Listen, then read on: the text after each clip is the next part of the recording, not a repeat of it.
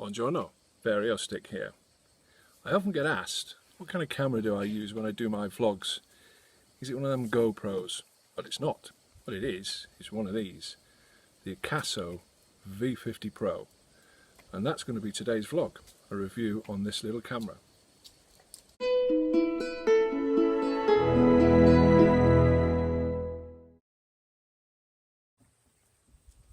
So, the Akaso V50 Pro. I've been using this for a while now and I have to say, I'm very pleased with it.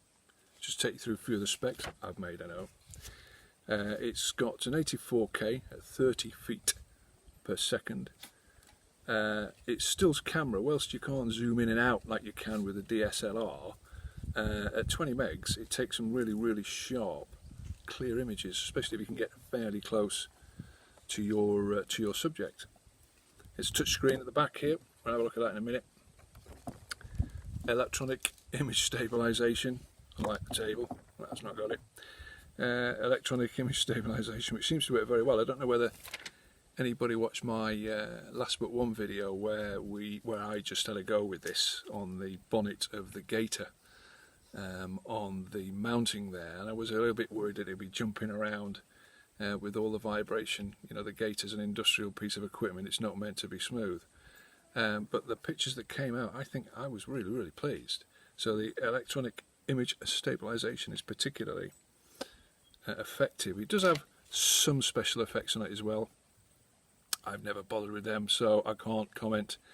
I use the special effects on my little editing suite, the iMovie that comes on Apple. So I've never used the ones on the camera, but they are there.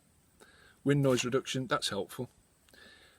Time lapse, slow and fast motion. The best price I have found for this little unit is on Amazon UK, and that is currently £89.99, which I think is quite a good deal. You're going to need, on top of that, just slot in the side there, you're going to need a SanDisk Ultra 64 gig. Now, I don't really delete much, I just film it on here and either download it ready for YouTube or leave it on the little SanDisk. And I've not half filled it yet, so 64 gigs is more than enough. I know nowadays you can get 128s and all kinds of things, but I think 64 gigs, if I remember rightly, is the biggest capacity memory card that you can put in this camera. But it's more than enough. You need the class 10, and they're about 10 or 11 quid. So have a go at that. Also with this, you get, well, not with it actually, you buy it, is this little microphone. And it's particularly handy. It's got quite a long flex on it actually, so it's really good. Just clip it onto your t-shirt or your pullover or whatever, and it's good, especially if you're on a bike and you need a microphone fairly close. You don't have to get too close, but it just keeps it out of the wind. Whereas if you're using the camera by itself, of course, the wind across the microphone is just going to completely drown out anything that you're trying to say. So that this particular additional microphone with an extra long cable is really useful. It plugs into the side of the camera. I don't know if you can see that. I don't know which one it goes in. There we go. That just plugs in the side of the camera there. One way around. Into the side of the camera there. So it's really handy. One word of warning though.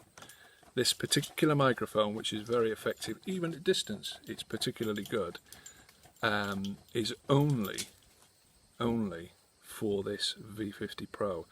And there are several different Akaso cameras on the market now, but it's just the V50 Pro that this microphone works with. So just be wary of that one. It's £9.99 on Amazon, so an absolute bargain. On my Facebook page at Vario Stick, I'll stick up all the specs from all of the Akaso cameras because they're not all the same.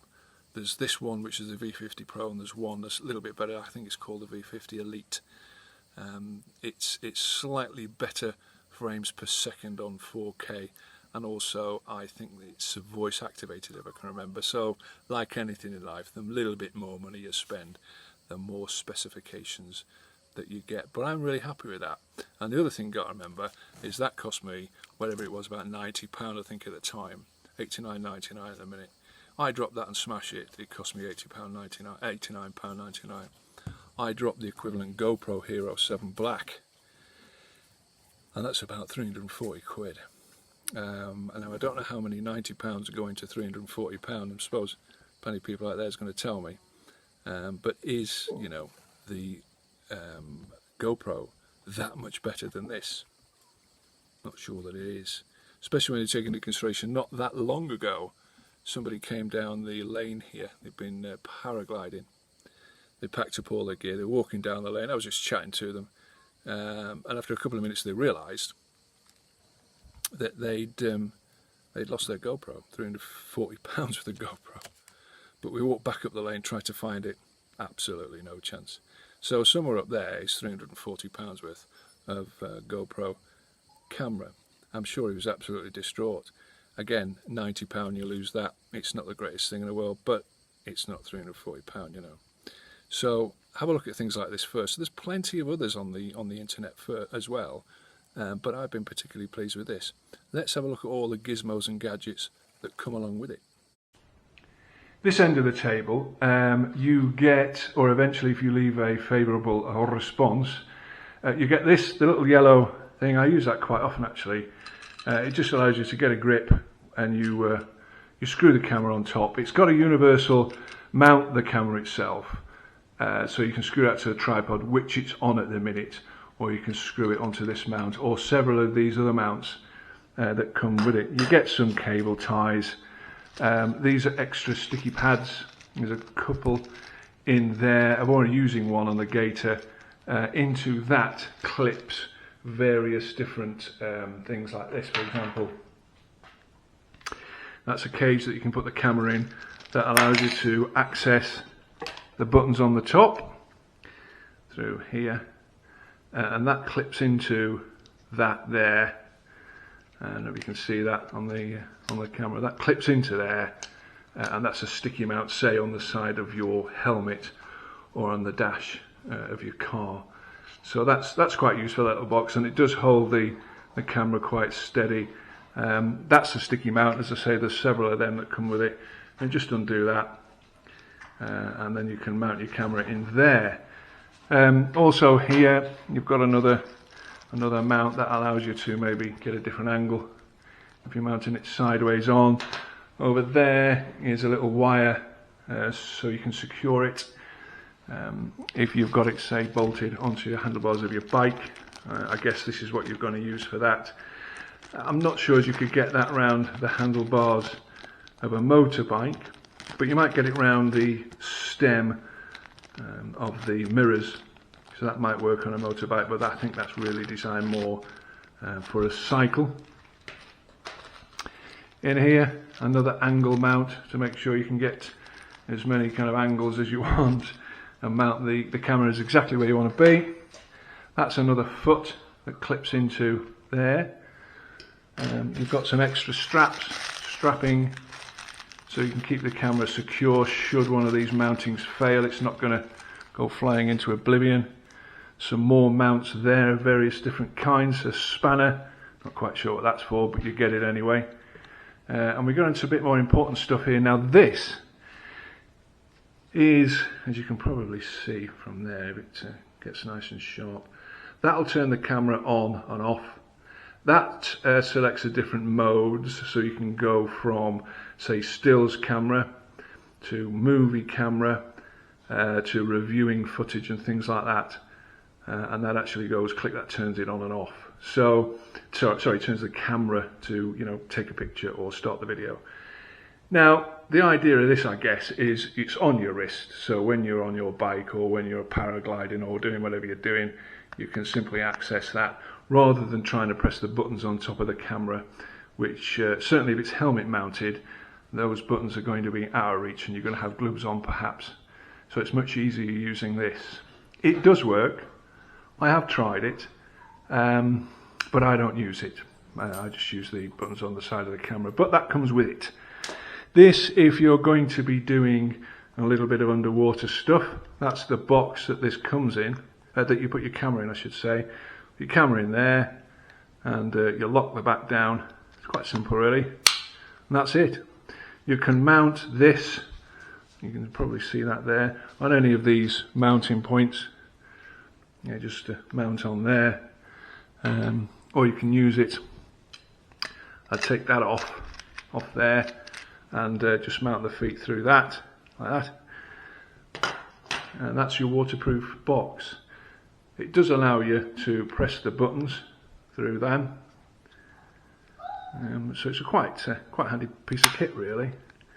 I've never used it, but you can press your buttons and you can see through there, those little things come down.